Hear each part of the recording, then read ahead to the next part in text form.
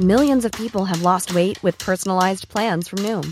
Like Evan, who can't stand salads and still lost 50 pounds. Salads generally for most people are the easy button, right? For me, that wasn't an option. I never really was a salad guy. That's just not who I am. But Noom worked for me. Get your personalized plan today at Noom.com. Real Noom user compensated to provide their story. In 4 weeks, the typical Noom user can expect to lose 1 to 2 pounds per week. Individual results may vary. I'm Sandra, and I'm just the professional your small business was looking for. But you didn't hire me because you didn't use LinkedIn Jobs. LinkedIn has professionals you can't find anywhere else, including those who aren't actively looking for a new job, but might be open to the perfect role, like me.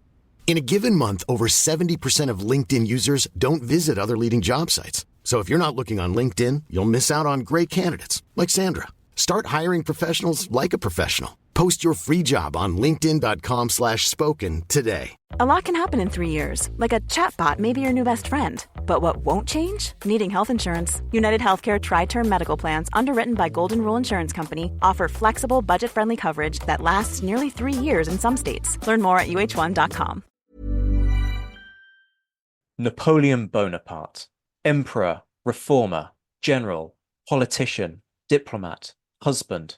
The man who is credited with rewriting the laws of France, leading the nation to heights not seen at any point in its proud history. But as with all humans in history, where there is light, so there is also darkness. The architect of his own downfall, misogynist, racist, dictator, tyrant. Napoleon's legacy and his suitability as a hero has been debated for more than 200 years and will be for 200 more. And as we welcome in 2024 and consider our New Year's resolutions, understanding who we value, their complexities, and what attributes we prize could not be more apt. Tonight, Napoleon Bonaparte is under the spotlight as two of the world's most respected Napoleonic historians unpick his life and legacy in forensic detail. We debate the Machiavellian undertones of the man's actions, argue on the inevitability of the resurgence of misogyny that he presided over, and question his suitability as a hero for the modern age in a warts-and-all deep dive into one of history's most complex and endlessly fascinating leaders. This is Napoleon, the good, the bad, and the ugly. Up next on the Napoleonic Wars pod.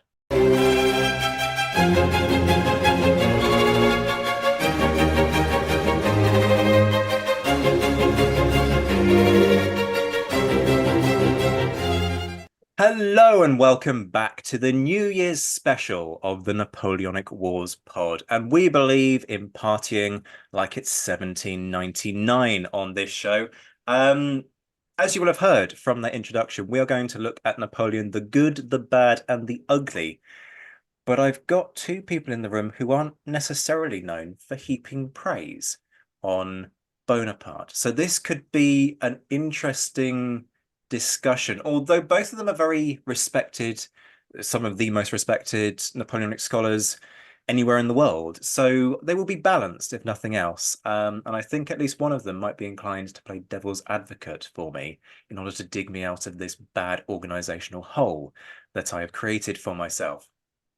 I am joined by Alexander Mikaberidze, quite frankly, the Don of Napoleonic history. Yes, he's wincing and burying his head in his hands because he doesn't like my effusive praise that I heap on him every time, but it's justified, so I make no apology for it.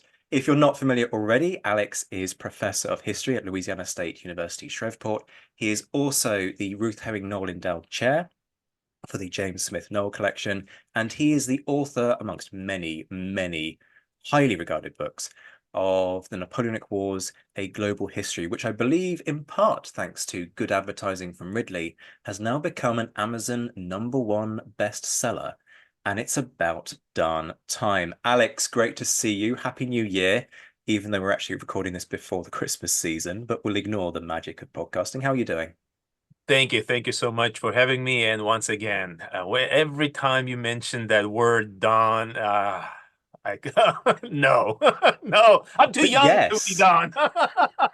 Okay, the age thing I can take, but that's what makes it all the more impressive that you have Right. risen Yeah, to ignore that my gray status. hair. Yeah, that's right. I look youngish, right? Boyish. You look younger than me, quite frankly, but perhaps that says Yeah. too much about my skincare Yeah, that's regime. right. That's your beard thing. That's why.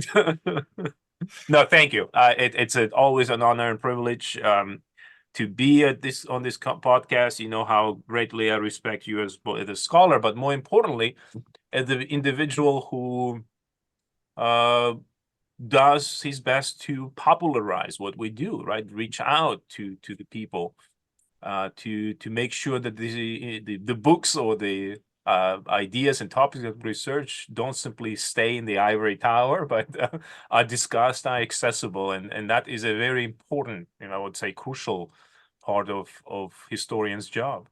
Well, it's very kind of you, but I always say I do the easy bit of the job because I just find people who can talk for an hour and fire a couple of questions in their direction. So I'm the one who has it easy, quite frankly, and I'm the one who makes my guests have headaches at the end of these sessions. Also joining us, we talked about Don's, frankly, one of the Europe's most respected scholars, not just in the field of Napoleonic history, but also in the field of security studies, is Professor Beatrice de Graaf from Utrecht University. Beatrice is the author of what I believe was a multi-award-winning book on fighting terror after Napoleon. Won the Darnberg Prize, which is probably the most esteemed of the European history prizes, which says a great deal about Beatrice's standing within the Napoleonic, well, in fact, not just the Napoleonic community, but actually within the history community writ large. Beatrice, lovely to see you. Happy New Year, even though we're actually heading to Christmas. How are you doing? Thank you so much, Nick. Yeah, almost wrapping up for Christmas. We had a screening of the Napoleon film this week for our students, so I was able to watch the second time, and I'm still a bit reeling from that second time about how I feel about it right now. You inflicted it upon yourself twice? Yes, That's a unique level of punishment that I think, frankly, Legion d'honneur is merited when it comes to putting yourself through that twice. thank you so And much. Yeah. and you're segueing very nicely for me into the first thing that I wanted to talk about with both of you, which is reactions to the film. And yes, people, we have ranted at great length on this, so I'm not going to sort of make this an effusive rant, but I imagine you have opinions and very pertinent opinions on this movie. I am tempted to sort of lead you and ask, does it have any redeeming features?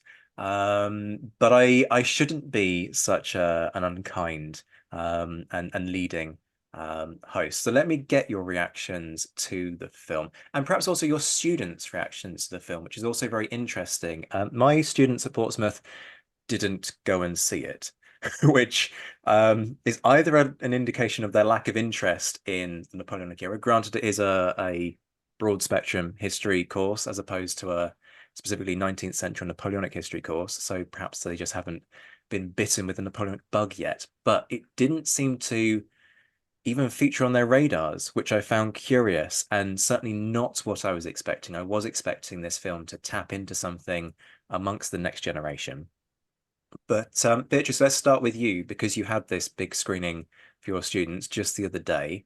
And some of your students' reactions were interesting, weren't they? And we should say that when it comes to the Ridley Scott film, much though you are both incredibly polite people, the profanity filter ceases to exist on this podcast. So you can be frank about your views should you wish to be.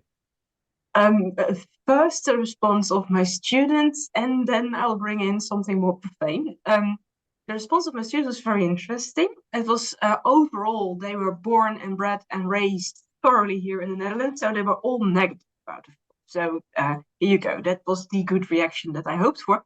But the interesting part was that especially the female students, they were very negative and they were very shocked even, some of them, uh, not so much about the way Napoleon was portrayed, but about the way he behaved towards women. And they asked me, was Napoleon really so beastly towards women? Well, can't entirely know for sure whether he behaved so insensitive to Josephine all the way along, but we know from some of his letters that you also brought out, Zack, that at sometimes you said that earlier on in the conversation, Napoleon could be very needy, very flattering, and very caring or seemingly caring towards Josephine, but in other instances he was abusive. He was nasty. He was mean. He was vile to her. He used horrible names. He called her monster and slut and worse. And in the film, he behaved very badly towards her. He slapped her in the face. And then that's more to the profane part. For some reason, I admitted my oldest daughter to sit in and watch the movie as well. She's 16 years old, just turned 16, I have to say. And she was completely shocked by let's put it bluntly, the animal-like sex scenes that Ridley Scott invented for Napoleon and Josephine. I do think that my daughter was more shocked that her mother was sitting next to her than that she was watching that on screen and watching that on screen at the same time. I mean, children these days, they have seen their stuff, but it was horrible scenes, and I really can't understand why Ridley Scott found it necessary to put that in the movie. So it's double. So on the one hand, I feel bad about Ridley Scott doing this, and on the other hand, and that's perhaps where the film is a bit redeeming, I do think that Napoleon was a misogynistic prick towards women, and that he wasn't able to treat Josephine properly, and that he couldn't behave towards women, and he didn't take them seriously. I don't know if I have to explain this now or we can do it later. If we're talking about Napoleonic Code and reforms, they were very much misogynistic in their makeup, and you can see that in the movie. And my female students, they saw through Napoleon, and that made me happy.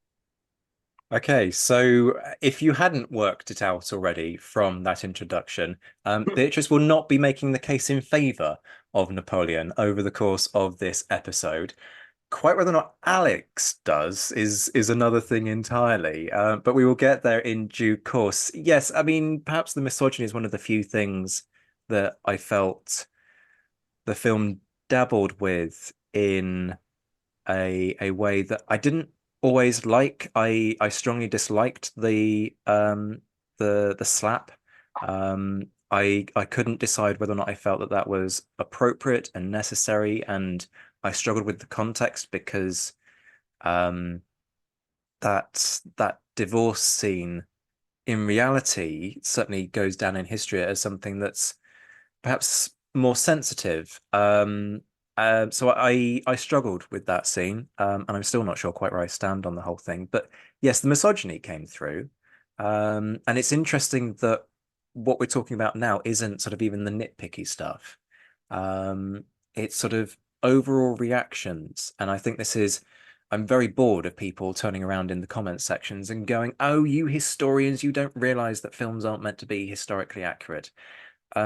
Please, my friends, I've been saying that since the first trailer dropped, and we are fairly good at understanding the difference between actual history and entertainment, us historians, because we do deal in certainly one of them and sometimes both of them. So it's not really even the historical inaccuracy that's the problem. It's the feel. It's how you feel at the end of it. And I know I've said this multiple times, but I didn't walk out of that cinema liking, loving, hating, loathing, feeling anything. I had no investment in the Napoleonic story, and I think that is part of the problem. But then the fact that certainly my students weren't going to see it anyway did make me scratch my head in terms of what went wrong with the marketing, because beforehand, I felt the marketing was quite good, apart from Ridley Scott deciding that he needed to go and take a flamethrower to what he thinks the historical profession is. But that people did make the point that was a kind of inspired ploy in itself, because it made us get very angry and sort of start taking him apart for it. I do wonder what sort of went wrong in the delivery, that certainly my students weren't going, and some of them are pretty historically engaged. So I found that curious. Alex, what was your experience out in the States? Was there a lot of hype, and how did your students react? Well, I wouldn't say hype. There was some interest. I certainly contribute to the hype in that I organized mass screening. We have a wonderful film center in my town, and I made the arrangement with the film center to bring the film to Shreveport, and more crucially, to offer the screening of it for free to all our students. So we had close to 200 students attending it. And plus we had public, and it was a sold out evening. And, you know, in order to kind of put it in the proper context, I gave preliminary remarks, and then we had a long, almost an hour-long discussion after the movie. And I can say that there was not a single comment made in support of the film. So even the people who care not for historical accuracies, and I was first to admit, right, I'm not going to movies to find a dissertation on the topic. Right, I'm there for entertainment, and I don't think the movie works on entertainment level even before we get into historical setting. And then I think well, at least at the Q&A session, there was not a single person who expressed an opinion that this movie was a good entertainment. It wasn't awkward. And as Beatrice pointed out, the sex scenes seemed gratuitous, unnecessary. There are so many other ways you can convey the complexity of the relationship between Napoleon and Josephine without the resort to a cliche of I don't know of Napoleon being a one-minute man, right? At least when it comes to sex.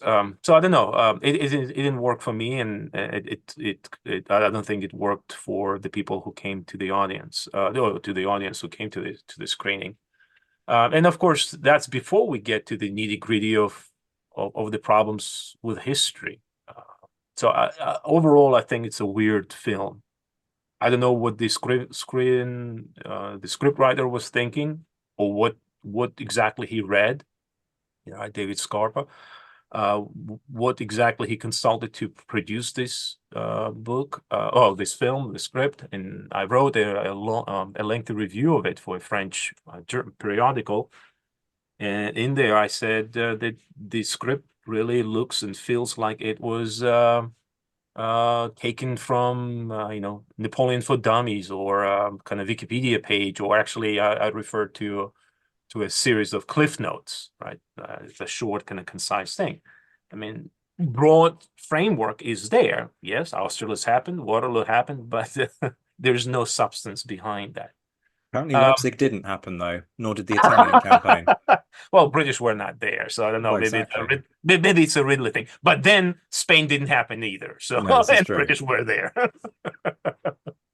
Yeah, it was very odd. I had a very similar reaction to you immediately after coming out of the cinema. I did a quick kind of initial take, and mine was, it's as though somebody had watched a YouTube short of Napoleon's life, scribbled down some big events, because hey, you'd mentioned Borodin, I mean, you'd mentioned Waterloo and Austerlitz, because why not?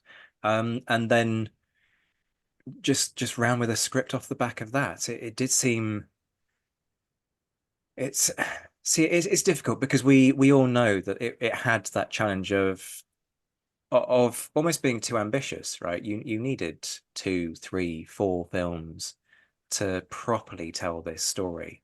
You couldn't do it, I don't think, in 2.5 hours, and I don't think 4.5 hours will be enough either. But it just didn't seem to hang together as a film. But apologies, I cut you off mid-flow. No, I think the concept, conceptually, neither this film or any film that tries to cram a turbulent life like this, a long life, and really a rich life into one film, or even a short series like the one that I guess Steven Spielberg is planning to make. I don't think they will work, because there's too many things that need to be accounted for. What would have been a better film, both conceptually, visually, would have been to focus on one particular moment in history, one particular side, and then just delve into this and show Napoleon for who he really, right, quotation mark, and really was, a complex figure who has some good things and as many bad things, right, to his character. I think that's what I would have done, and that I hope that that's what will happen in the future. Yeah, and there was one scene that did linger. And also in watching it for the second time, the movie, it is a good scene from a film perspective, a cinematographic perspective, and the students also brought that up as something that they felt very gripped or also shocked, touched by. And that's the scene that all these soldiers in Austerlitz, they're sinking through the ice and they're dying with these red things in the water, and the heavy fighting. But that is, on the one hand, a very dreamy-like scene, on the other hand, a horrible scene, but it didn't happen at all. I looked it up in various encyclopedias. There were a couple of fish ponds, but probably there's a good reason that risk that perhaps only 3 or 4 or 5 soldiers really fell through the ice and died there. That's the cinematographic. I'm sorry, I'm a bit tired. Cinematographic touch to it. It's a scene from, you all know that, but to stress the point, it's the film Alexander Nevsky from Sergei Eisenstein from 1938.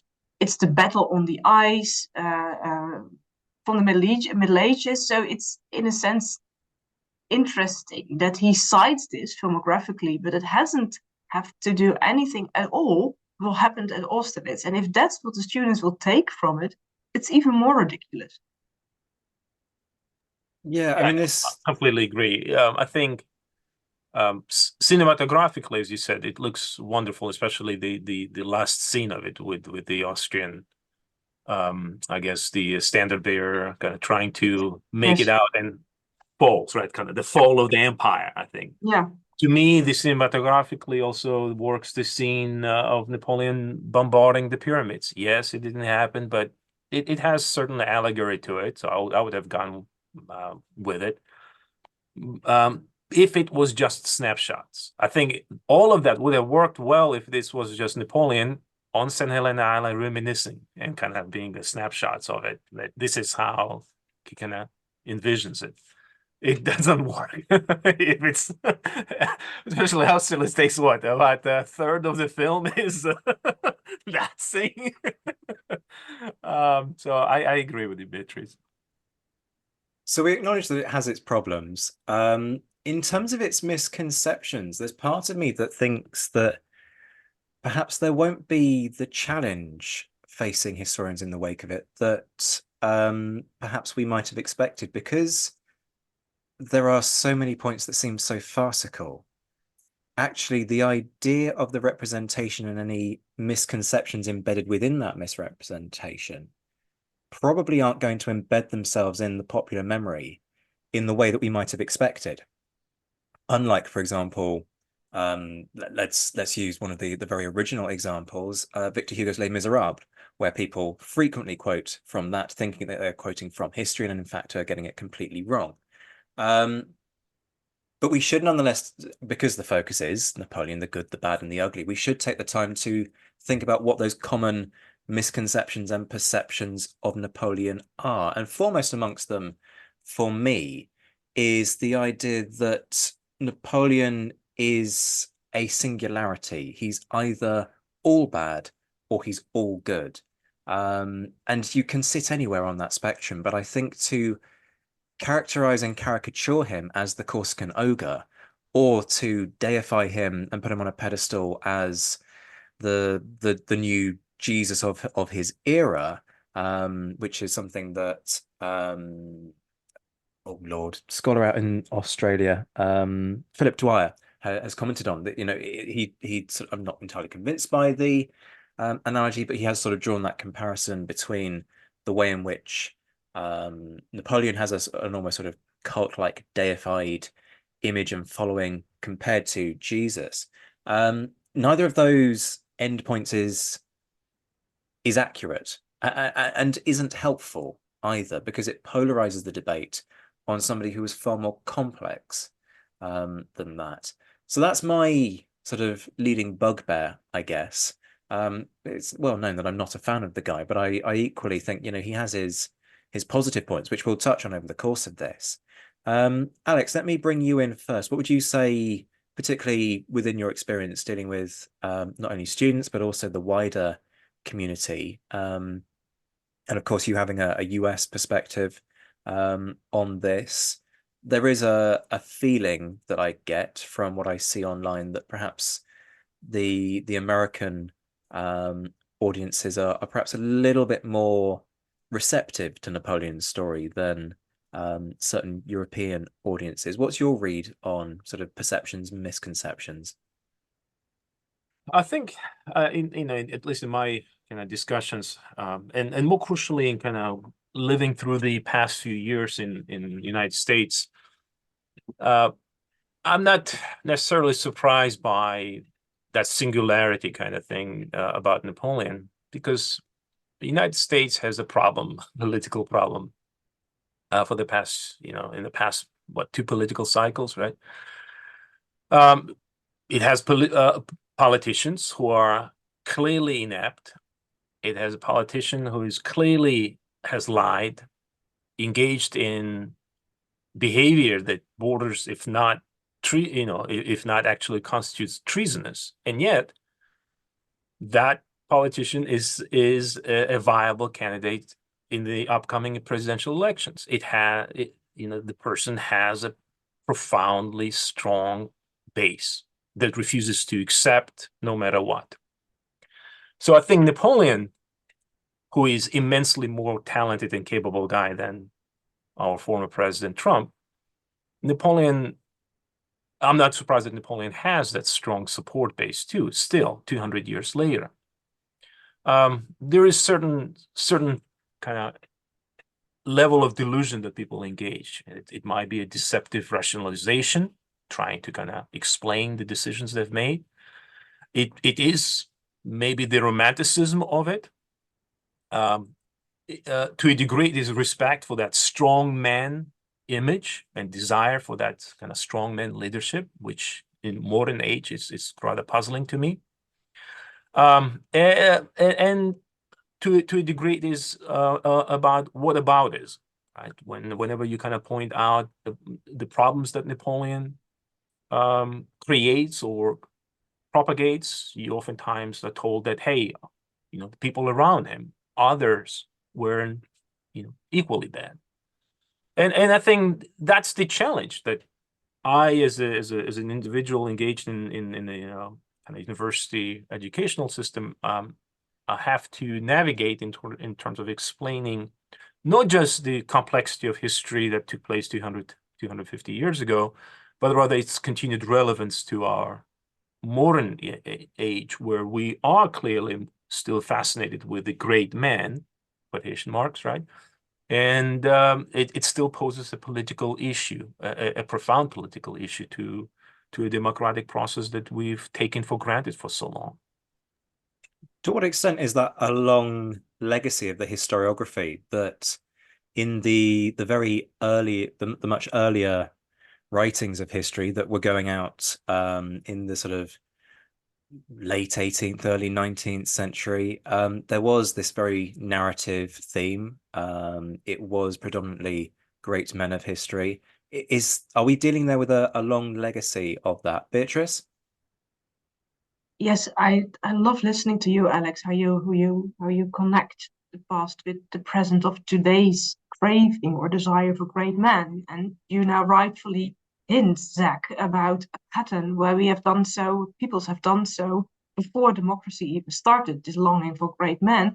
I want to bring us back to one of the first who did that, and who perhaps also helped to create this legend around Napoleon, and that's the great philosopher himself, that's Hegel. And Hegel lived through the times of Napoleon himself. And well, this is the quote, you all know it, but it's often quoted when Hegel writes to a friend of his in 1806 and writes about Napoleon. And he says, I saw the emperor, this soul of the world, go out from the city to survey his reign. It is a truly wonderful sensation to see such an individual who, concentrating on one point while seated on a horse, stretches over the world and dominates it. And it's not just one sentence in the letter.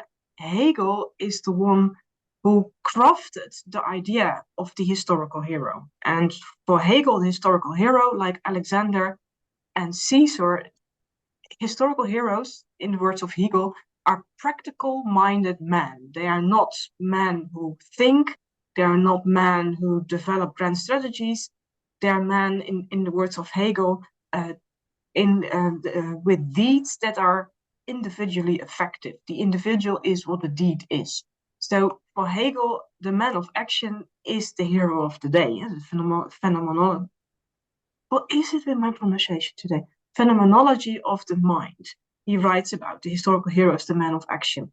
And he says, you don't have to psychologize those heroes. Psychology doesn't help you much. It's about the deeds. And we have to study the deeds and the effect of the deeds. And that is what makes a man great. Well, I really, really, really resent this kind of perspective on history, on the deeds and on the man of action and on the consequences, because there's no framework for assessing it anymore. If someone creates havoc, if someone destroys things, it's an equally grand deed than wages a battle. Then if he does something that's perhaps far more nuanced and subtle and creates a democracy or creates a constitution. So why is such a deed needs to be so destructive? Why needs it to be a battle? I mean, we can discuss, and we will discuss, the Napoleonic Code later on. Napoleon has not become famous for his legal paragraph making. He's become famous for his battles. And a philosopher like Hegel helped Napoleon to this myth. We know that Napoleon himself did that too. But I think this is really a burden on the legacy, on how we look at history. That Hegel was one of the first historians, philosophers, but also historians, who started doing this, and we still bear the burden of this. And it's also fair to say that Napoleon is unusual in history, in that he's the loser who gets to write his own history. He bucks that trend that we could debate at length of the initial histories being written by the winners, which then dominate the early perceptions. Napoleon loses over the course of the entirety of his career, and yet nonetheless gets that opportunity to state his case and to start to craft his own legacy, which leaves its long shadow. Yeah, and for Hegel, sorry, for one brief sentence to Hegel again, since Hegel as a philosopher has become so dominant in the way we think about the development of history, the narrative of history, Hegel wrote his stuff about Napoleon around 1806, when Napoleon was the height of his victory. He didn't take into account any of the defeats later on that Napoleon suffered, because for him, defeat didn't matter much. I mean, it was still the deed of waging those battles that counted. So it didn't even matter that he lost. And that's also something that brings us back to the present. If people destroy things, they're worshipped. We are impressed by the way they stage revolts. They ruin elections, and that is something now that is allegedly good because it has an effect. Something's happened. It's the drama that counts, not the normativity or the morality. I think, and I agree with both of you. For me, one of the most interesting kind of epistolary work that came out of this period is the memoirs of André François Millot de Melito, a really interesting guy who, was in the circle of Napoleons and knew his brothers, knew Napoleon, and in 1801. Melito was tasked with going down to Corsica, to Ajaccio, and actually sharing the news, proclaiming effectively the Senate decree that conferred on Napoleon the status of consul for life. So this kind of transition from republic to this weird political construct where you are a republic but led by a person who is going to be there for life. And I think he writes in his memoirs that when he announced that, there was more surprise than enthusiasm for any of that in Ajaccio, because as he writes, people didn't know how to reconcile this news with their memories of who Bonaparte was, because they knew him, right? They knew his family. They knew where he came from. They knew all the warts and wrinkles of the family story. And for them to know the Bonaparte, the one that they kicked out in 93, and now in 1801, he's suddenly this all-powerful a ruler of France, that they found it quite unique or quite bewildering. And that prompted them to reconsider who he was or what was the relationship with them, right? Kind of reassess him. And I think that's a process that was underway during his entire reign. So during the empire, you see that reassessment. One of my friends just recently was, sent me a lovely quote from French peasants in 1814 that said, Christ died, kind of echoing what you were saying, Zach, in connection to Jesus Christ. And that the quote from one of the peasants was that Christ died for us, but Napoleon expects us to die for him, right? This parallel kind of juxtaposition. And of course, it didn't help that, it certainly doesn't help us, or at least the people nowadays, kind of trying to get into this field, trying to understand who Napoleon was, that we have a remarkable diversity of opinion expressed on him. From him being the hero of Napoleonic legend in 20 volumes of Adolphe Thiers, the more erudite volumes of Henri Housset, Masson, Van Dahl, more recently Michael Brewers or Andrew Roberts, or on the other hand, the calculating egotist of Madame de Stael, or Machiavellian schemer of Pierre Lanfray's vision, or the transplanted Italian condottieri of Hippolyte Taine, and more recently Paul Schroeder, right? So you have this kind of diversity of opinion that on one hand highlights the complexity of this historical phenomenon, but in order to appreciate it, you have to engage with all these opinions, all these multiplicity of sources, which for a general audience is not as enticing, is not as interesting. So if you pick one particular book, that's the book that essentially shapes your taste, the flavor of the period is given to you. So you read, let's say, Robert's book, and that's the only book you read, then you'll have a more positive view of Napoleon than if you read Schroeder's book, who is far more critical of Napoleon. And I think for us as a professional historians, I don't think that is as acute of a problem, because that we do this for living. But for public perception, that is a fundamental issue. And that's where I think there is a role for public historian like you, or what we're doing right now, where we're bringing these issues to the front and pointing pointing people at least to ask or pose questions that will let them outside that bubble, whether it's a critical or positive bubble about Napoleon.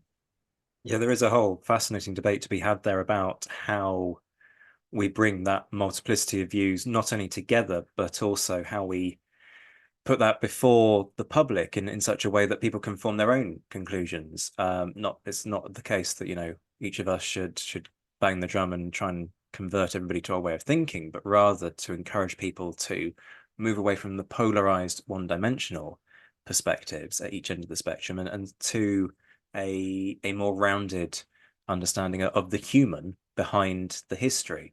And for the folks who are in the US and planning to go to Alex's excellent conference, the Consortium of the Revolutionary Era conference in February, I'm very much looking forward to being there with Luke Reynolds and Séverine Anger, and we're going to be discussing some elements of that in terms of how perception has shifted over time and the reasons for that, and look at things like memorialization as well. So there was an ad for folks to enjoy there. Thank you, and Beatrice, I look forward to seeing you there too. Didn't know that you were going, Zach. This is such yes. great news. I will be sitting in the audience, but listen to because what you're describing here is applied history, and I think that's a very important art, and it shouldn't be done lightly. But it's very easy to draw strange and simplistic and primitive arcs from the past to the present, or make too simple comparisons between 1933, for example, or fashion, what have you.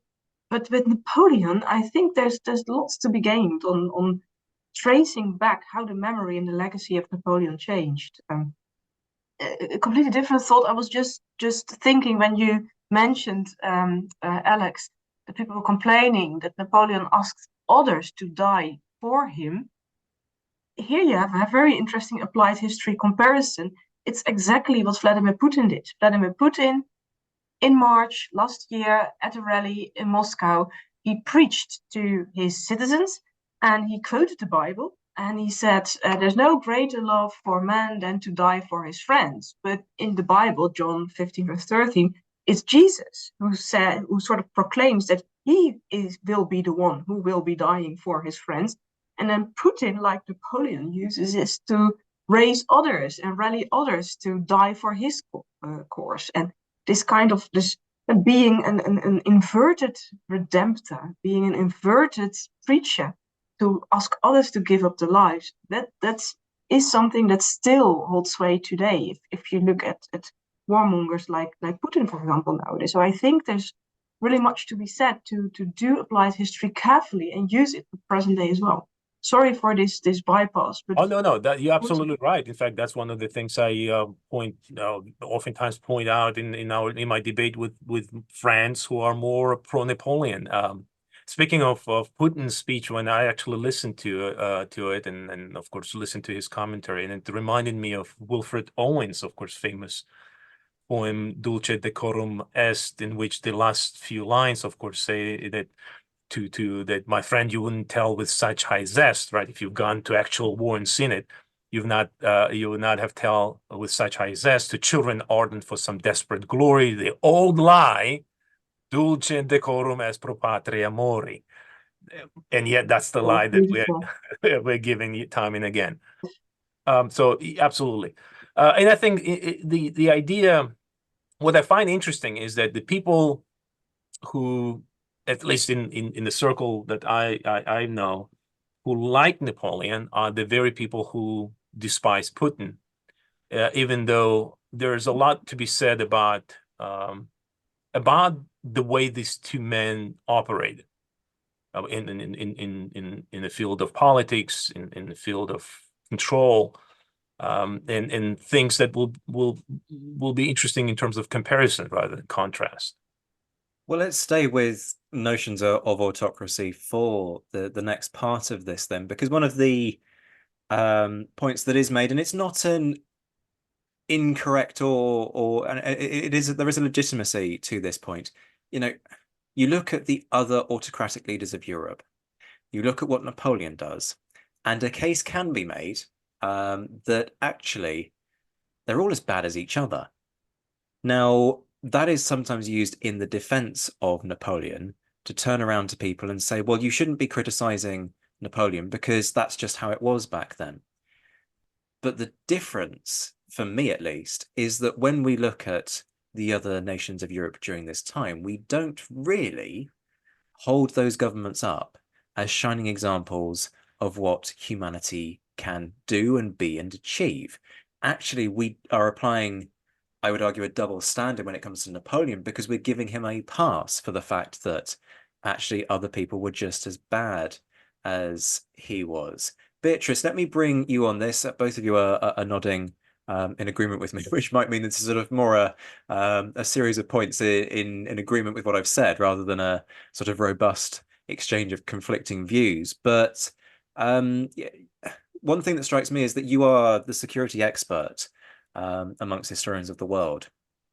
And one of the points that you've made to me in the past is that Napoleon writes a rule book that other nations in Europe subsequently pick up when it comes to control of the populace, that actually sets him apart in that respect. So let me get your thoughts on all of this.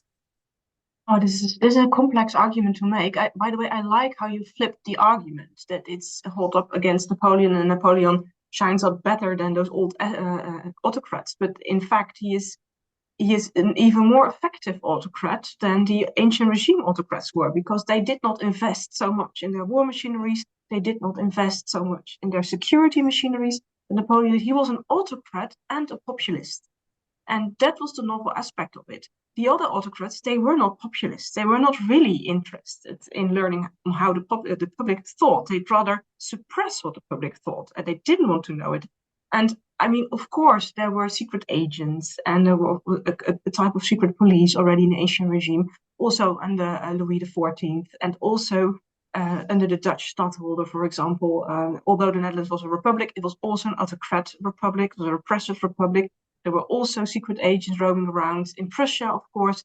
So it's not that it's completely new, but what Napoleon did, he tied the efficiency of a centralized state apparatus with the hierarchical imperial notion of autocracy, the complete disrespect for civil rights. I mean, we can talk about that in a minute, but he did not have that much respect for civil rights, participation, contradiction, opposition. He didn't have that at all. I mean, he was the one who abolished and rolled back many of the gains of the French Revolution.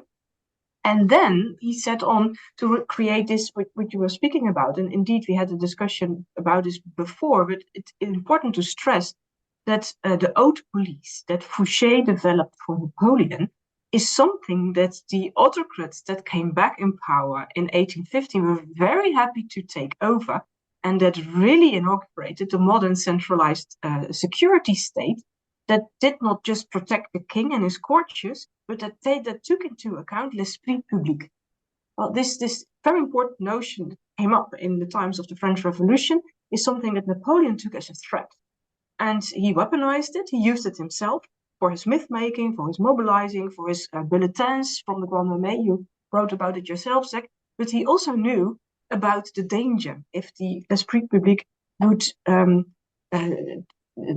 took sides against you. So what he did, he asked Fouché to manipulate, to subvert l'esprit public, to gain insight about what people were thinking, to go into the cafes, to open up letters, and to find saboteurs. And even, and we had this before, I really like this part, to identify the patterns of fausse nouvelle, fake news. Because he was the one who wielded his power with the help of fake news and propaganda. So he knew that it could also revert back and hit you on the head. So that is what he brought in. And that is what Prussia, what Metternich, what the Netherlands, other smaller countries who were occupied by the prince and the fiefdoms, they took that over when Napoleon left. So everything remained in place in many parts of Europe that was put there to not liberate or emancipate the populace, but suppress it. And some folks might be listening to this going, well, but look, there are points to be made here about how this is intelligence, right? And Napoleon needs to do these things.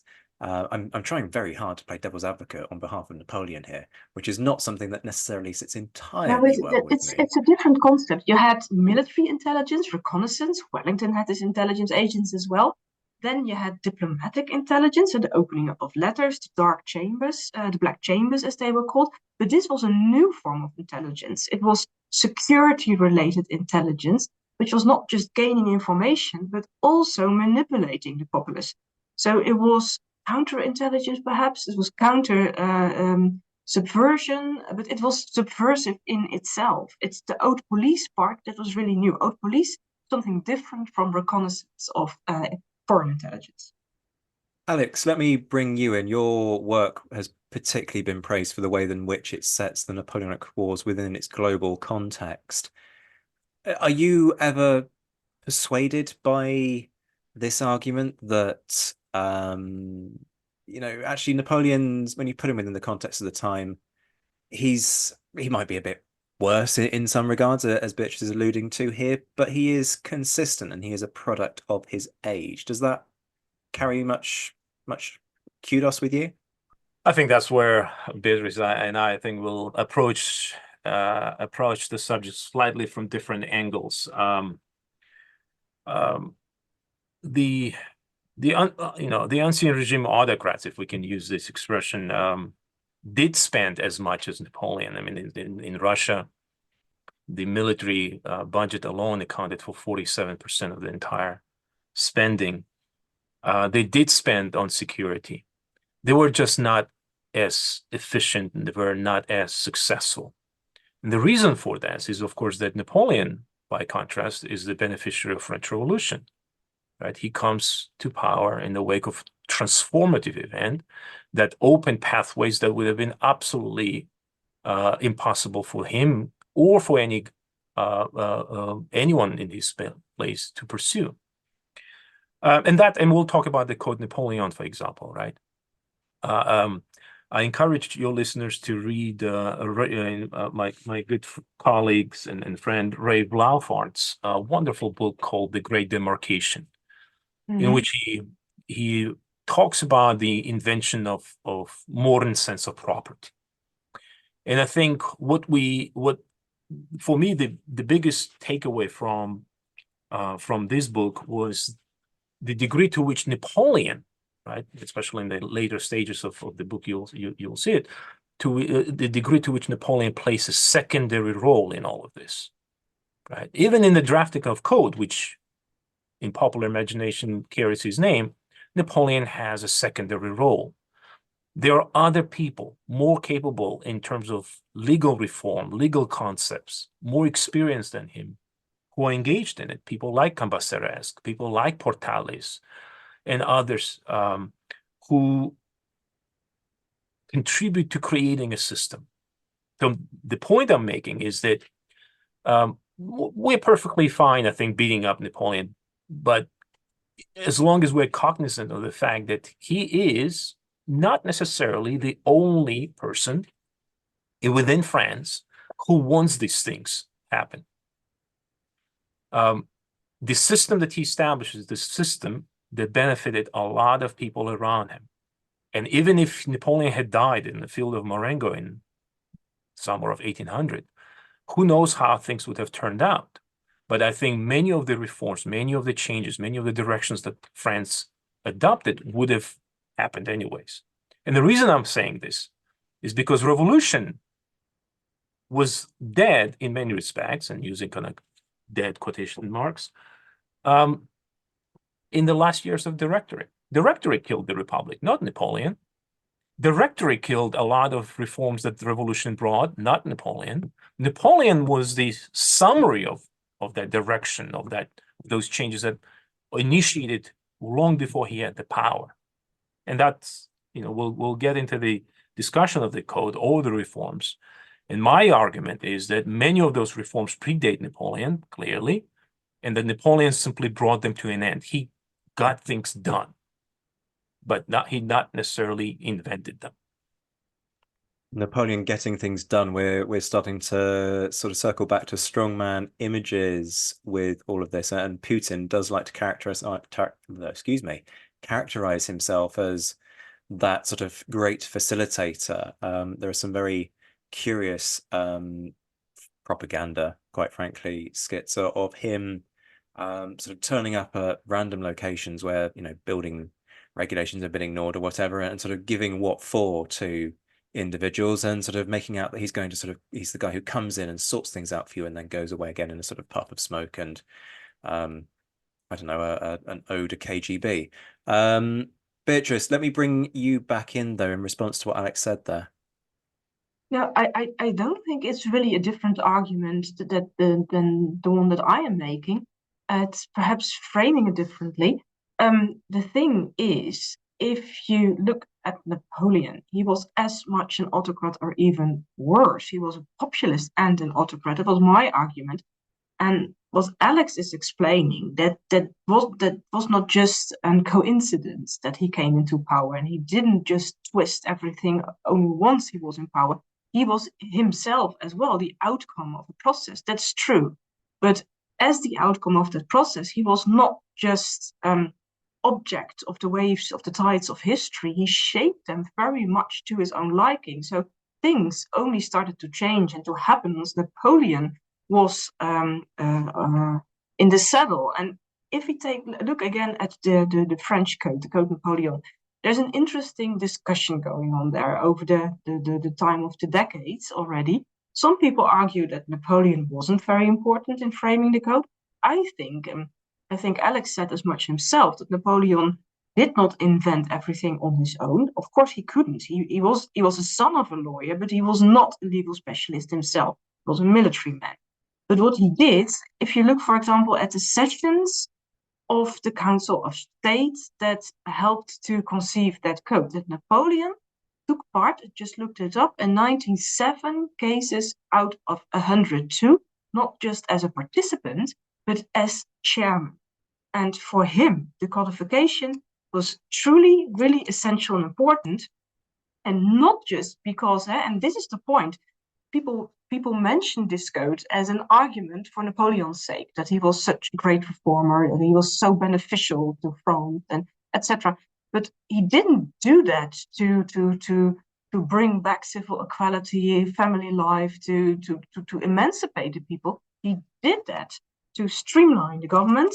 The property thing is also a way and a means, and the implementation of names and the register and the land register in the Netherlands, which also happened only in the Napoleonic times, was a means to be able to identify where he could get taxes, where he could lay his hands on private funds of people. Because in those times, you didn't know about how rich the country really was. Well, people complained that France was bankrupt, that the Netherlands were bankrupt, but the people were not bankrupt. Napoleon knew that. He's complaining all the time to Louis Napoleon that you're just saying that we cannot get any money or any men out of the Netherlands, but I know they are there. I know the wealth, the riches of these regions, and he was right. So his reforms were also intended, the law, the property reforms, the law reforms, the name reforms, they were all intended to create a better grip, a larger control on the population, to squeeze them and get more money and men and things out of them for his war machinery. And also, he did not bring back the code, or he did not improve the code to create a more modern state. He created the code to get a unified state that would help him to wage his wars and to wage better control and a grip on his populace. And I think that's something that you have to factor in, if you discuss the Napoleonic. For him, it was a means to an end. The code in itself was not his end. So Beatrice making the case very emphatically there for sort of the Machiavellian interpretation of Napoleon's actions. I just want to say, as a side point, it's fascinating to watch the two of you in full flow. I'm not sure if we're going to stick this on the YouTube channel. We may well do yet. But the way that you're both making notes and you're double checking things as you're going, it's a model for how people who really know what they're talking about can actually engage in a really robust conversation about these things. We've been knocking on the door of the code, so hey, let's surrender ourselves to, or not surrender ourselves to it, depending on your interpretation. It's put forward as the evidence of Napoleon as the great reformer of the age. Alex has already sort of burst that balloon in some respects for us. I think it's very much a double-edged sword from my perspective when it comes forward, because there is a keen sense that the code is needed, that unification of law is sorely required in France. It's a process that has been ongoing throughout the revolution, that push to try and achieve something more uniform and more stable. And this is perhaps an interesting tangent, to what extent does Napoleon facilitate a degree of stability within France, either through the code or through other aspects of his rule? But the code ultimately leaves half the population of France in a worse state after it is enshrined into law than they were prior to it. And that, for me, becomes a big problem for Napoleon's legacy, because if literally half of your population is doing less well now because of decisions that you've made, that is a significant thorn in the side of the argument for greatness. And this is why we called it the good, the bad, and the ugly, because within the code there is good and bad and ugly to consider. Alex, let me get your thoughts. You've been scribbling notes as Beatrice has been talking, so I'm just going to surrender the mic to you at this stage. Yeah, I think, again, I think it's a more, I agree with you, Beatrice. I think it's maybe a framework or a conceptual difference that we have, because my argument is that Napoleon is simply a continuation of a process that has started way, way back. Life is full of awesome what-ifs, and some not so much, like unexpected medical costs. That's why United Healthcare provides Health Protector Guard fixed indemnity insurance plans to supplement your primary plan and help manage out-of-pocket costs. Learn more at uh1.com. Millions of people have lost weight with personalized plans from Noom, like Evan, who can't stand salads and still lost 50 pounds. Salads generally for most people are the easy button, right? For me, that wasn't an option. I never really was a salad guy. That's just not who I am. But Noom worked for me. Get your personalized plan today at Noom.com. Real Noom user compensated to provide their story. In 4 weeks, the typical Noom user can expect to lose 1 to 2 pounds per week. Individual results may vary. The Napoleonic Code, to connect it to the question that Zack brought, is drafted by lawyers. Yes, Napoleon is present there, but if we dig deep, right, you'll see that Napoleon's involvement in the drafting of the code is not as, yes, he can be present in the room, he can contribute to the discussions, but ultimately the code reflects not Napoleon's perceptions, not Napoleon's aspirations, but it reflects the perceptions and aspirations of a whole generation of lawyers, French lawyers, who grew up in a very particular legal idea in mind, an idea that was cultivated by the likes of Charles de Molon, Jean Baudin, Charles Loiseau. These are late 16th, early 17th century legal minds, all of whom were writing about importance of statism, state control. These are the people who are more royalist than the king himself. These are the men who wanted to give absolute power to the king. Right? And even in the 18th century, before the revolution, there are a number of lawyers who want that to happen. The events of the August 4, right, of 1789 is the first step towards the process of separating property and power, but that power that is separated from property is given to the state. And there's a lot of lawyers there who do want to have state that is powerful. Now, they are unable to achieve that during revolution for a variety of reasons that we don't need to get into the discussing, but they are able to do that with Napoleon. So people like Treillat, like Portalis, like Rété, they all were molded by this idea, and they were willing to use Napoleon essentially as a vehicle to achieve it. So that's how I look at it. So if Napoleon died in Marengo and we had Moreau in power, and Moreau had been as capable as Napoleon in restoring the order, I'd have no doubt whatsoever that the code would have been Code Moreau and would have had same kernels in terms of relationship of property and power, same principles on the extent of the state's authority. And I have no doubt, again, to point out, to kind of go back to Zack's point, that whether Napoleon would have been in power or not, the code, if it was drafted, would have been still based on reinforcing patriarchal authority. It would, or to be precise, paternal authority. It would have been still about disempowering women, because we see that happening already during the Directorate, after the radicalism is over. It's a powerful point that has left both of us sort of sitting back and sort of musing to ourselves. One way or another, this step back for women is coming anyway. So is Napoleon a victim of being, inverted commas, at the wrong place at the wrong time? Or does he still have to own it because he is so proud of it and elevates it as one of his great legacies? Beatrice? Yes, I really am fascinated by this debate, and it is a debate that's not just about Napoleon, but about, again, the role of great men in history. How do you measure that? And we have had that role for Hitler, to bring in another dictator. We have had that role for other big leaders. And in the debate on Hitler in Germany, there have emerged two schools that deal with the position and the influence of Hitler in a way that we're discussing it, not about the genocide and Shoah part, but in the way a great leader or a big leader, a monstrous great leader, has an effect on what's happening around him. In what sense such a leader is a disruption or a continuity?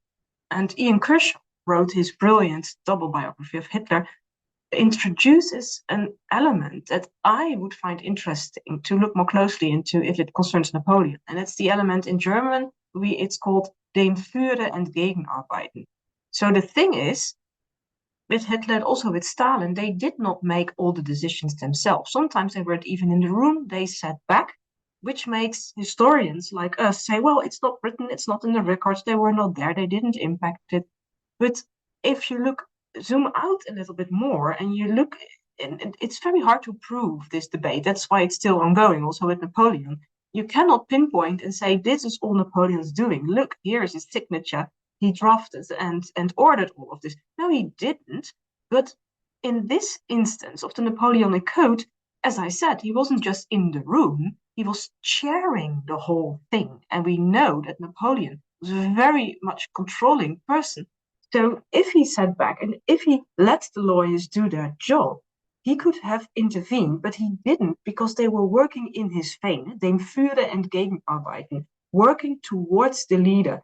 So if the things happened in a way similar to the patterns of the lawyers from the 16th, 17th, and throughout the 18th century, it was because Napoleon allowed them to do. And yes, he was also a product of that trend, back to order, back to autocracy after the revolution himself. But he also was a catalysator. He made it happen. And then, sorry, one more point. If you look at the role of how women were treated in the code, it is easy to argue and say, yeah, well, the French Revolution was an aberration in history and women's rights were going down the drain. Anyway, we don't know that. What we do know is that for Napoleon, the lawyers that he presided over, for them, adultery was a sensitive issue. And it was an anomaly in French law. And in the Napoleonic Code, and that's a novel element, I looked into this and I'm basing myself now on an article from Theresa McBride. Let me please quote her briefly. And she writes that the Napoleonic Code had reinvented or invented the crime of adultery, which wasn't there in the revolutionary penal legislation, which was part of the clerical law before that. And now it was in civil law and in penal law, Article 230, distinguished between the adultery of the wife, which was an immediate ground for a divorce, and adultery of the husband, which could be forgiven. And there were lengthy discussions about this, and Napoleon presided over these discussions and inevitably took the side of the man. So yes, he was doing that by the help of lawyers who were doing it for them. And yes, it may have been a trend, but this only, Alex, I think, reinforces the argument that he was an autocrat, like the previous kings and monarchs were. He was also a populist because he knew that his men, the ordinary men in society, they would like him even more about this. The soldiers were afraid that the women would run amok once they were off for the Grande Armée. So it actually helped. And this is my point from earlier on. It was a means to an end. It was not that Napoleon did that only because he hated women. He felt that it helped him, not in the sense that it would have helped the kings and the emperors of yore to uphold their ancient regime, imperial state. It helped Napoleon to make his war machinery, to make his unified, centralized nation state that was run on man, sacrificing himself in the war, that would make it run more smoother. So I do think there's a continuity, but I also see a novel element. If you consider the code an instrument of the government, then for the ancient regime kings, it was an instrument to uphold their courtly order. For Napoleon, it was an instrument to run a war. And I think there is some kind of a break in history. It's slightly, well, not slightly, it is a different intention, a different direction in history in the way the code is being used. There's a really interesting debate tied up within all of that you've alluded to there, Beatrice, and stated actually directly, was the French Revolution an aberration for women's rights? Was it a flash in the pan, or was it actually an opportunity that then subsequently was missed by the rolling back of the years. And it's interesting that again you come back to this Machiavellian kind of interpretation of Napoleon's actions. Everything has a purpose. Now, as an effective leader, actually, you would expect everything to have a purpose rather than to be done on a whim. Alex, are you persuaded by this? No. Oh, well, no, I don't think it's a fair question because it's not about persuasion. I share some of what Beatrice has said. And let me actually go back to the point that you made, Zach. Napoleon absolutely should own it all. Right? This is not about excusing Napoleon. I think what we're trying to do is to contextualize him, right? Is to maybe look at particular angles that show the complexity of the issue rather than to say that, oh, Napoleon is completely innocent of it or entirely guilty of it. On the issue of the of code and the paternal authority and women's right, the point I'm making is that ultimately, let's say Napoleon shared feminist views. Let's say he was in favor of women's rights. Would he have been able to include them in the law, in the code? My argument is that he would not, because he's surrounded by a wider group of people, the advisors, the men, who don't want that. These are the people who shared, for example, the writings, the spirit of Rousseau. And if anything, we know how misogynistic Rousseau was with regards to women. He believed that women were vastly inferior to men. So if we talk about the generation of men raised on this spirit, why are we surprised that they, when given an opportunity, create a law that is misogynistic? That I look at the 1793-94 events when women are given indeed a recognition of their new status, new rights, and all this as an aberration, as a reflection of a unique set of circumstances. Because we know that for the first 2 years of revolution, that was not intent. Right? That both Wollstonecraft and Olympe de Gouges were quite vocal about women's rights, and how far did they get in achieving that? So 93-94 for me is unusual. And then when we get to the Code Napoleon, I think it's a more of a return to the quote unquote normality. Beatrice, do you want to come back on any of that? Yeah. You look poised. Well, I think it is an interesting thought experiment. So what if Napoleon would have supported women's rights? He wouldn't have gone through. I mean, I do like iffy history, but we know how Napoleon thought about women. There are plenty quotes from Napoleon, how he thinks about women, and that the weakness of women's brains, the flightiness of their ideas is something that he writes about. He says a woman belongs to her husband like an apple belongs to the owner of the tree. So there's no way that I can sort of really follow through with the thought experiment. Sorry, Alexander. And also in those reports of the sessions in which Napoleon participated, yeah, he wasn't alone. Cambaceres, Portales, and all the others, they of course they were equally misogynistic. But my point is that from Napoleon's writings, we may conclude that it's something that fits very much into his ambition to turn the state into an apparatus that would serve his general interests, the interests of war. And for him, women did not have a place there at all. They were incapable, they were like minors, they were like criminals. So for him, the legal inequality was necessary. He couldn't use any women standing up to him. And we know how he discussed the style. So for me, it's not just that he was just part of the gang and everyone thought like that. No, well, it's hard to prove the point conclusively, but from his writings, from the way what we know about reports on the Code Napoleon, from the way Napoleon used the code to his military ends, I think we still can say that there is a bridge here in history, which makes it different from the old ancient regime patriarchal system. This is a militarized system, and we know how women are treated unmilitarized autocratic system. And Napoleon was no different in that respect. But So again, if I can yeah, go chime on, in, Alex. Yeah. but again, by focusing too much on Napoleon, we create maybe that singularity here that Zach was alluding to. How did convention treat women? Well, we know convention repressed the leaders. Some of them were executed. Convention closed the women's clubs. It postpones plans to develop education for girls. It reversed legislative advances that had been done in the previous years. So I think, again, No, I Napoleon, agree. I agree. I mean, I'm not saying that Napoleon was so different in treating women badly than the revolutionaries. We know that women hardly ever profit from a revolution. So this is just stressing the fact that the revolution was not that pro women's rights either.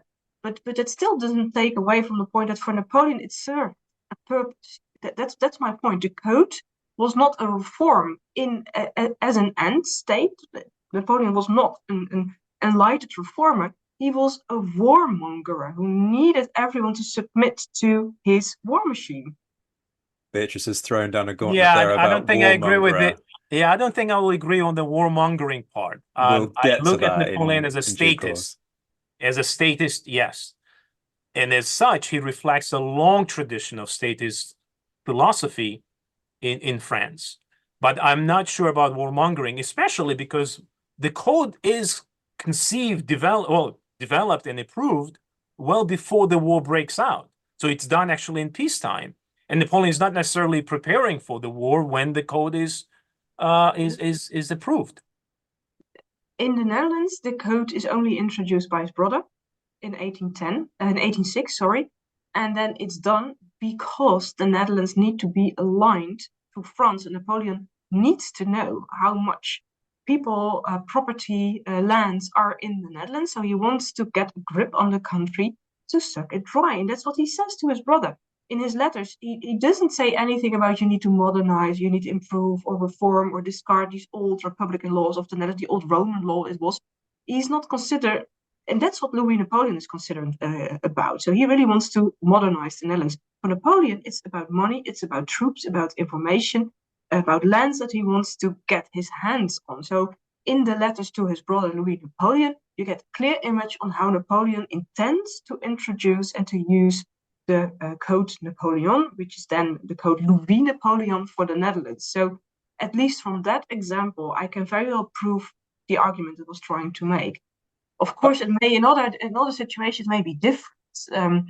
And the warmongering part, what I mean by that is that that's perhaps the other point that we're coming on to now.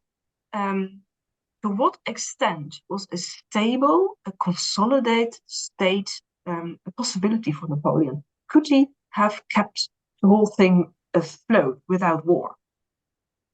I mean, you've dragged us into that question. I was going to go somewhere slightly different with this, but you two are sort of pinging off one another, so I'm reluctant to drag you away from the debate as it really starts to sort of start to fire up. So we'll talk about Napoleon as the diplomat, as the master or otherwise of international relations. Is he his own worst enemy? Is Napoleon somebody who understands compromise sufficiently? Is the fact that he's a general first and an emperor second actually a problem for him, in that he is accustomed to be able to dictate terms off the back of military success, which therefore means he has an inclination to extract more, which would then arguably feed into the warmonger argument, in the sense that if you're not willing to compromise, you breed resentment, and if you breed resentment, then you destabilize the peace that you are dictating in the first place.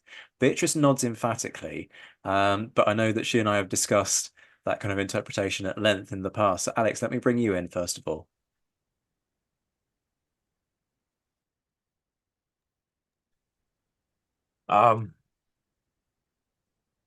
I don't know. This is a big question, right? It's a big.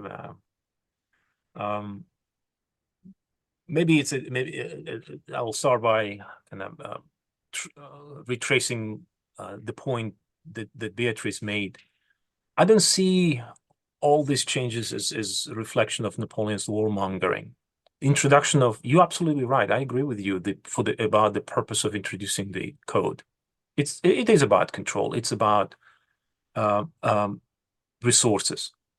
But I connect it to empire. I connect it to empire management rather than warmongering.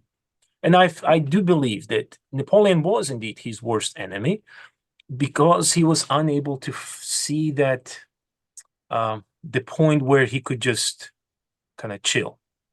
Right.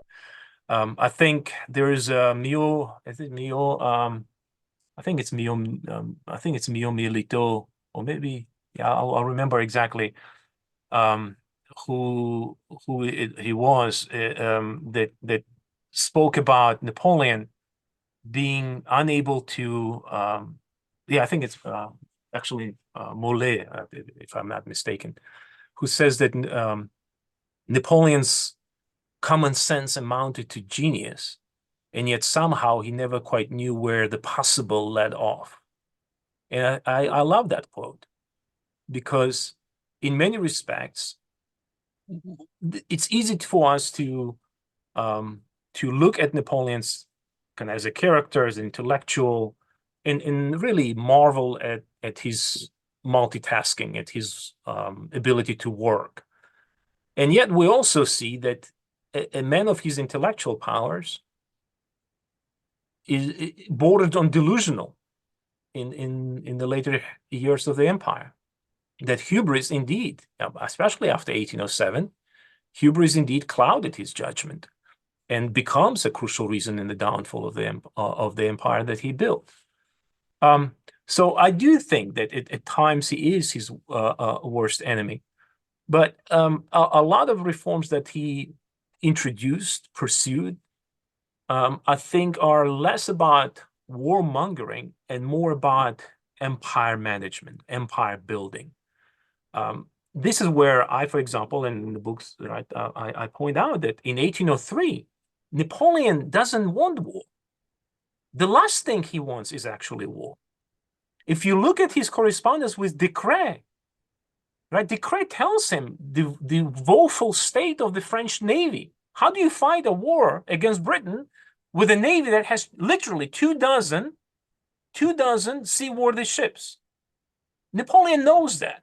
That's why he is absolutely determined to make advantage of the peace without necessarily leading to the war. And that's why he is actually, through the summer, after the declaration of the war in May of 1803, he's still willing to engage with the British to negotiate. Just the demands on both sides are too intangible.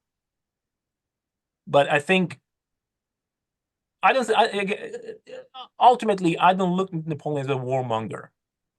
I look at him as a politician who is very good at making the best of circumstances until it becomes too late for him. But that not necessarily any more warmongering than the British, the Russians, and here comes that whataboutism that I referred to earlier in the segment. It is a fair point that actually it takes two to tango during this period, without question. And you will not hear me suggesting that the British are the avenging angels of the Napoleonic Wars, because they are absolutely not. They are every bit as scandalous as Napoleon can demonstrate himself to be on occasion. Beatrice, you're sitting there very patiently, wanted to come back in. Yes, please. Like with the previous argument, it doesn't make Napoleon less of a warmongering in saying that the others are equal warmongers. See my point? So if you say, like with the misogynist part, it doesn't make Napoleon less misogynistic in saying, yeah, well, the others did it too. So here again, it depends perhaps on the way you define warmongering. I don't think Napoleon was bloodthirsty or something like that. But the thing is, Napoleon, and you state, Alex, that he wanted to have an empire. But the way he wanted to have his empire expand on the cost of other smaller nations, countries, that was in itself unsustainable. You only could sustain the way Napoleon wanted his empire by means of military rule, by means of incorporation, by means of occupation, by means of plunder, and ultimately by means of the continental blockade. And I think that very much proves the point that he went into this continental blockade to stop the trade with Britain, to suffocate Britain, because he felt that if only Britain would back off, then he could have his continental empire. And you have it again, empire. But that was the end state, perhaps empire. But how can you achieve an empire? How can you keep an empire afloat? It's like the reluctant empire theory of Great Britain. Great Britain didn't want to fight the poor Afghans and the Indians either, but they had to, because they had to sustain their empire. So if you say Napoleon didn't want war, no, the poor guy, he had to, because they didn't just submit themselves voluntarily towards him. So he had to oppress them. So I really don't quite buy that argument. No, that's not the argument I'm making broadly. But what I'm asking is to look at this at the context. So Napoleon doesn't want war in 1803. Absolutely not. He doesn't need it. Because, and here's the bigger issue, he has everything he needs in 1803 without war. France is the supreme power in Western Europe because it won 2 damn wars. And Napoleon can rake in a lot of benefits out of the won wars, like, for example, annexing Piedmont willy-nilly, because there's not much can be done about it. Now, there are points later on when he is welcoming, but certainly not in 1803, 1804. And that's the period when, again, the code is being drafted. So that's where the connection between the code and the war, I don't buy. I do buy the connection between code, property, power, and state that then translates into resources for his war. As I told you, for the Netherlands, he wanted to have the code in 1806 because he needed resources for his wars in the German land. And you bring in 1803, well, obviously he wasn't able to sustain his empire in 1803. He may have been happy, but the Germans were not, and the Dutch were not. Yeah, but he's an empire. He doesn't care about them. No, he didn't. But That's the nature of the empire. Now, this is like me as a Georgian complaining about Russians taking over Georgia. No one cares. The point is that the Prussians did not cave in, and they used the period between 1800 and 1806. And then specifically after 1806, they knew that they had to change things. And if they just could accept their defeat, sit down and accept Napoleon's rule, but they didn't. Obviously, they didn't. It brought about the liberation wars in Germany. It brought about the liberation wars in the Netherlands. It brought about British attempts to get all the colonies, and Napoleon knew that. So my point is, from the perspective of Napoleon, of course, obviously he didn't want to have a war, but he wanted to have an empire. And the only way to sustain and keep his empire afloat, and you could argue he just wanted an empire for empire's sake. You could also argue that he needed the empire to keep up the sense of legitimacy that he was the proper emperor. Because without an empire, he wouldn't be emperor anymore. Without any battles won over the Prussians, over the Austrians, over all the others, he couldn't sustain the legitimacy of his rule. So my point is, it was far more unstable inherently from the get-go. Once he started to expand within given imperial spheres of influence, he would inevitably draw resistance. And I think, in essence, it was never possible for him ever to stand up against all the empires combining against him. After 1803, 4, 5, it wasn't possible for him to expand the empire, sustain it like it was, because he already triggered the coalitions into existence, and he made some very bad moves. And the British ruled the waves. That's why he came up with the continental blockade. And in many explanations, the continental blockade is being introduced as one big argument for the downfall of Napoleon, because that, again, the continental blockade was an imperial instrument to sustain his imperial rule on the continent, to suffocate Britain. But this so much went against the grain from the Hanseatic cities, against the grain of Russia, against the grain of Sweden, Norway, against the grain of the Netherlands, that they all wanted to circumvent, to subvert, to gain, to create coalitions to do away with that blockade. They hated it. It caused democracies to dwindle on the continent. It was so bad for the economy, and it only benefited Napoleon, but not the countries where he ruled. So that is my point, that the way he wanted to sustain his empire was not sustainable inherently. There is an interesting point in here about balance of power as well, isn't there? And that's an argument that I'm often very susceptible to, that Napoleon, you could almost make the argument Napoleon's a victim of his own success because he is so successful on the battlefield, he is inherently destabilizing to that balance of power in an age where everybody is looking for, well, if you're going to take that cut, where is my cut? What am I getting in return so that you aren't going to be the dominant power? And Napoleon has so much success that he has that ability to turn around and say, well, you lost the war. You're not going to get that much in return. You know, what were you going to do about it? You're going to fight me? No, oh, wait, you just did. It didn't work for you. And that, I think, is an argument that is particularly true towards the latter part of his career. And there's a very interesting question to be asked, which sadly we do not have the time for, about to what extent is much of, not necessarily all of, but much of the problematic elements of Napoleon's life, career, and legacy a product of the latter half of his empire, as opposed to the earlier parts of his career, when he is consul for life, and perhaps even that early period of the empire, which we discussed at length. Alex, I know you were poised, and I do want to move on to one final point to end with, but just let me give you the chance to respond.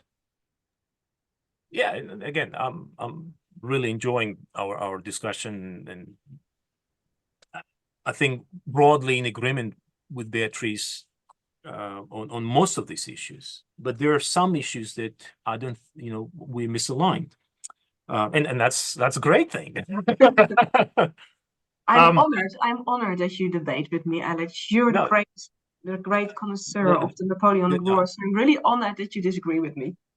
The feeling is mutual, so it's absolutely grateful for the points that you've raised. I think on the issue of legitimacy of the empire, I'm of different opinion, because in many respects, legitimacy has been long settled. Napoleon creates the system that uses popular involvement as a facade for dictatorial power. And the referendums have given him that legitimacy. The victories of a third, fourth, fifth coalitions given him that legitimacy. There is no need for the empire to wage war beyond 1810, except maybe to mop up the British in Spain and Portugal. I think this is where Napoleon's huge mistake is. This is where hubris really gets in the way. If in 1811 he had made the decision to use the resources at his disposal to deal with the British threat in the peninsula, we would have been talking about a very different Europe, very different history. But his decision, remarkable decision, that he was able to fight two-front war against two preeminent powers at the same time, is bewildering. And it is not done for the sake of legitimization of his power. It just, to me, the answer is that it is done out of hubris. On the issue of continental system, yes, I agree. Continental system is an imperial tool. It is an imperial tool. And ultimately, we know that it would be more detrimental than advantageous to the empire itself. But you cannot but wonder how things would have turned out if there was no 1812, no wars of liberation, no collapse of the empire. How would the continental system that was geared towards creating a different economic environment, French dominated, but still different economic environment from the one that preceded it, how it would have played out?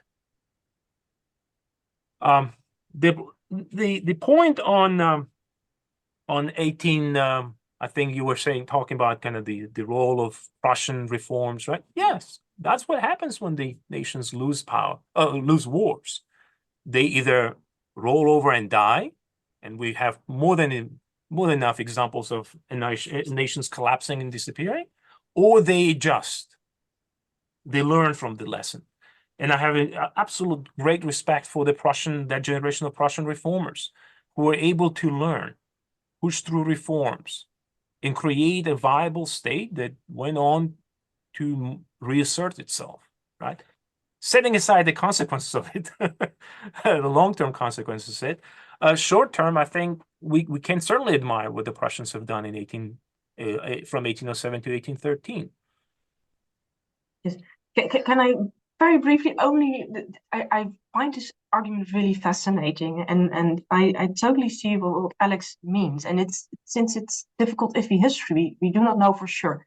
But let me bring in Matt about the legitimacy part, Alex. And Napoleon knew about these concepts of legitimacy very well. And in his memoirs, Metternich writes that Napoleon told him that he could not invoke the principle of legitimacy as the basis of his power, because the old ancient regime principle of legitimacy was tied to the divine dynasties.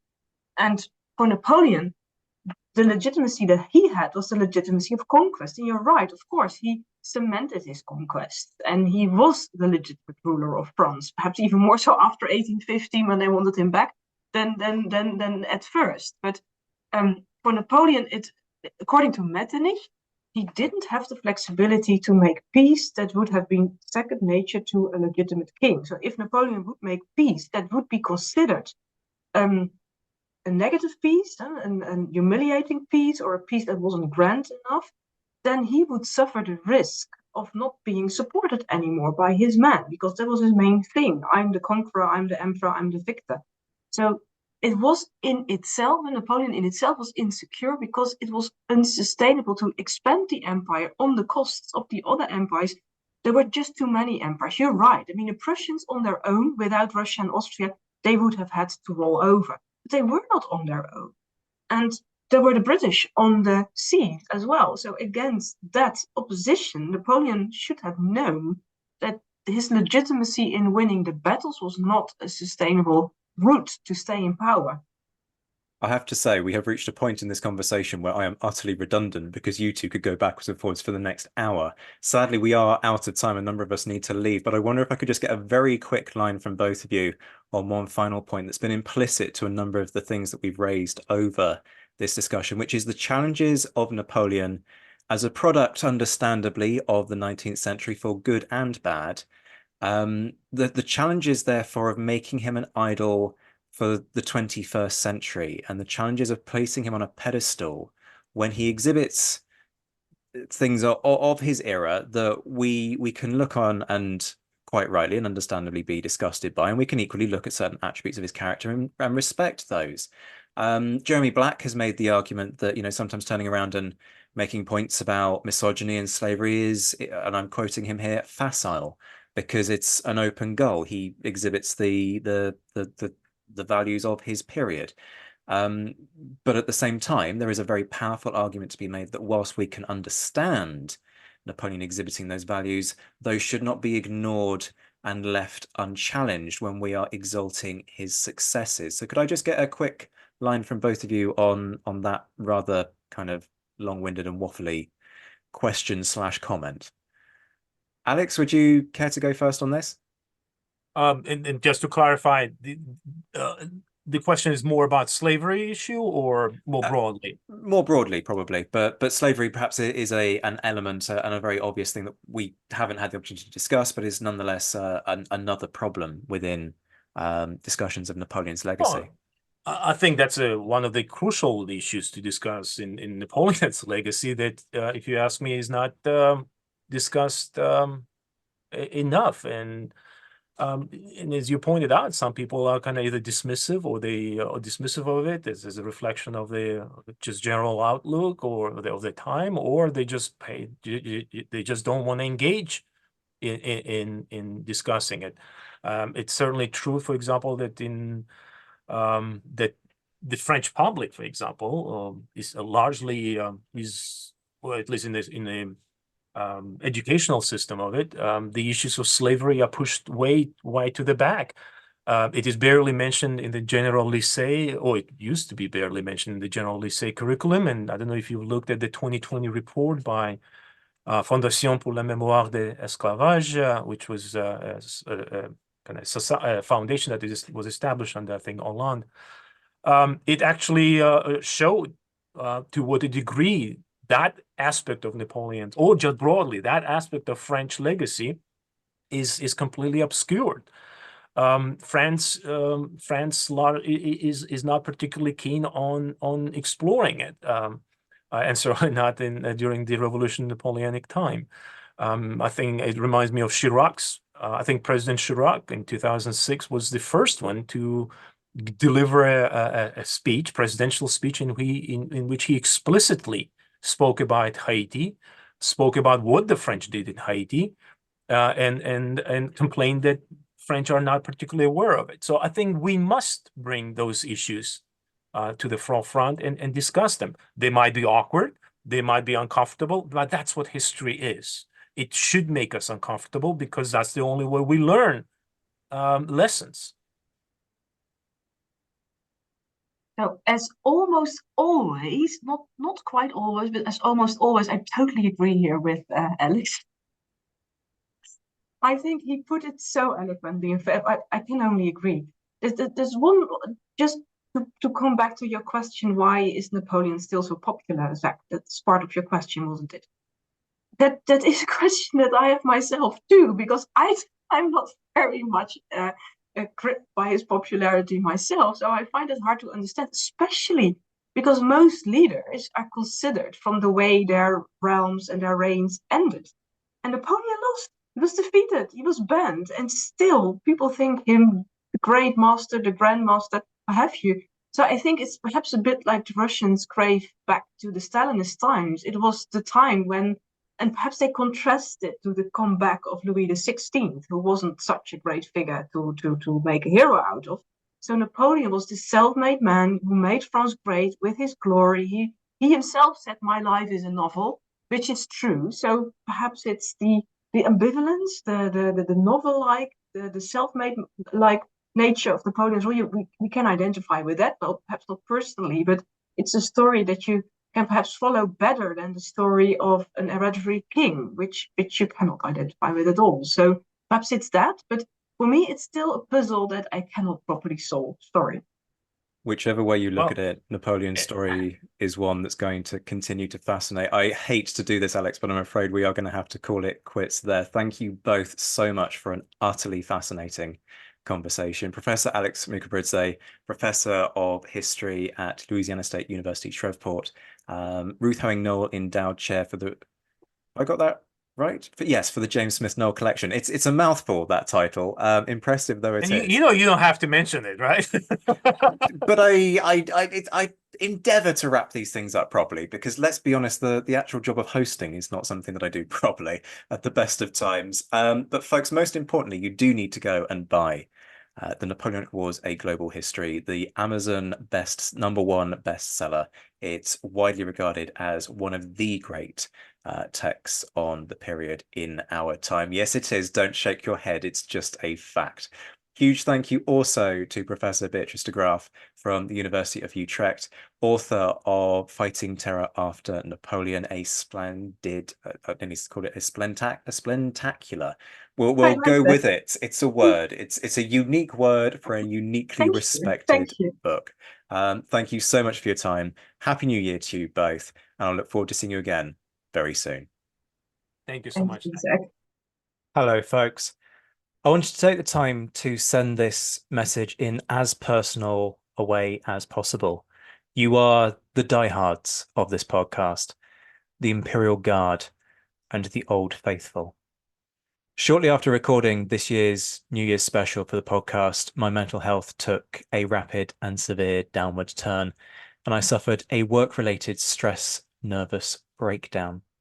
Truth be told, I've been papering over the cracks of my mental health for a long time, well before I started this show. Having said that, I thought I was in a better place mentally. The speed with which I deteriorated took me completely by surprise, and I'm taking that as a wake-up call. I've burnt the candle at both ends and in the middle, frankly, for far too long.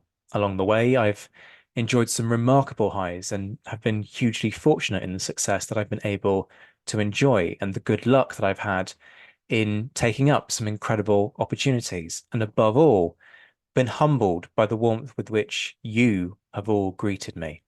It has been a phenomenal journey, but at the end of every episode, I always tell you to take care of yourselves, and having not properly stopped working in over 6 years, it's time for me to start heeding my own advice.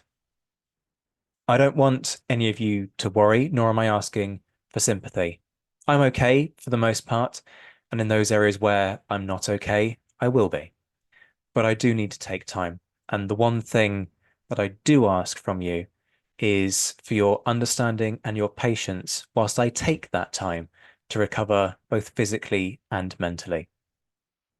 As a result, alongside stepping away from many other roles and responsibilities, I am suspending production of the Napoleonic Wars pod for the foreseeable future. This is not the end. There are hours of content sitting on my desk awaiting recording or editing. The Battle of the Marshals will happen. There are hours of exclusive content which will be rolled out when I am ready. And there is a long list of episode ideas and some interviews in the notebook that I have waiting to have life breathed into them. They will find their way to air. But in order to do justice to all of those, I need to re-find myself. My spark and fire, which has for so long driven me, is gone, and I need to rekindle it. So that's precisely what I'm going to do. Going away and resting so that I, and in time the podcast, can come back bigger and brighter than ever. Do not worry, I have suspended the billing cycle for the coming month and will review where I am each month, and will continue to suspend the billing as necessary, so as patrons you will not be charged. I can't end this without thanking every single one of you. You are the ones who have kept me going through so much of this. It's been nearly 3 years, 360,000 downloads, and 190 episodes.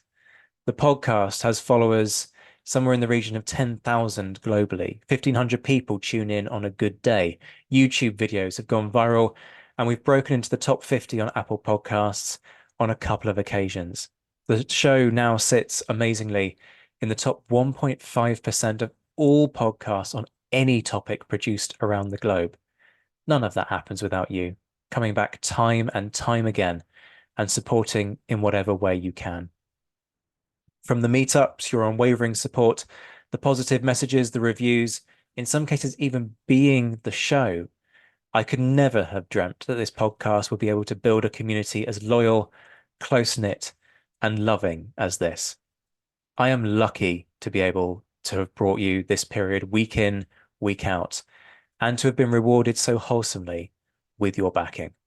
Shout outs to my mentioned in Dispatches patrons Rob Griffith, Brendan Teeling, Beatrice de Graaf, Lynn Dawson, Lucy Tatner, Jim Deary, Josh Keeney, Colin Fieldhouse, Stephen Colson, Jim Getz, Stephen Gillen, Hugh Brennan, Alistair Campbell-Grieve, Andy Meakin, Mark Anscombe, Rob Coughlin, Bruins Girl, Noah Fink, Mark Trowbridge, Miles Reedy, Nick Overland, Graham Goodwin, Chris Pramus, Anthony Gumbau, Anonymous American, Martin Pisani, Ulrich Decado, James Fluick, Roger O'Donnell, Natasha Hobday, Rod Schwager, Chris Kimball, Gary Dennis, David Graylick, Ted Andrews, David Milinsky, Richard Anderson, Arthur Forgy, Sam Moore, Wyatt Pollock, Carol Dixon-Smith, Roland Shark, Jason Morhan, Mark Chestnut, and Tim Day.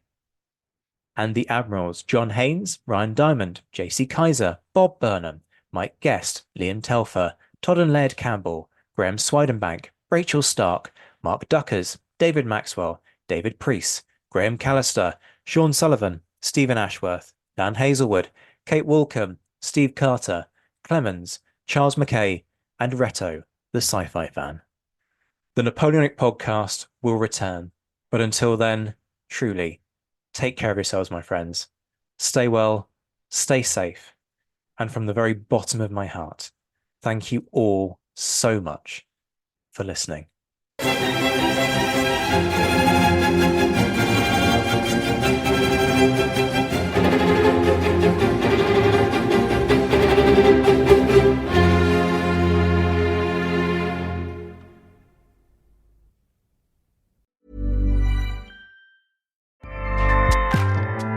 Acast powers the world's best podcasts.